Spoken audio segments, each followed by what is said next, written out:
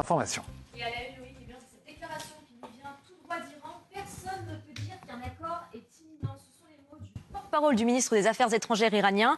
Il affirme que les négociations progressent entre Washington et Téhéran, mais qu'un accord n'est pas pour tout de suite. Écoutez.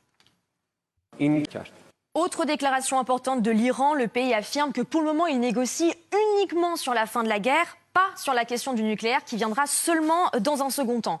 En gros, si on résume, côté iranien, le ton est bien moins optimiste que côté américain. Il y a encore quelques heures, le chef de la diplomatie américaine, Marco Rubio, déclarait qu'un accord pourrait être annoncé dès aujourd'hui. Une perspective qui semble difficile à envisager quand on entend ce que dit l'Iran. Et au milieu de tout cela, les États-Unis tentent de rassurer Israël. Ils affirment que l'État hébreu aura toujours, c'est le mot employé, toujours le droit de se défendre, quel que soit l'accord entre Washington et Téhéran. L'armée israélienne, justement, qui a appelé tôt ce matin à l'évacuation de 10 villages dans le sud du Liban avant des frappes prévues contre le Hezbollah.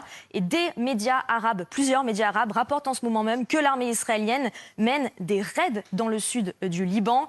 Le Liban, de son côté, qui affirme que le retrait complet israélien du sud du pays reste, je cite, une exigence nationale. Déclaration qui intervient alors que Israël a mis il y a maintenant en place plusieurs semaines une zone tampon, vous la voyez ici, de plus de 600 km² au sud du Liban. Merci beaucoup Marie pour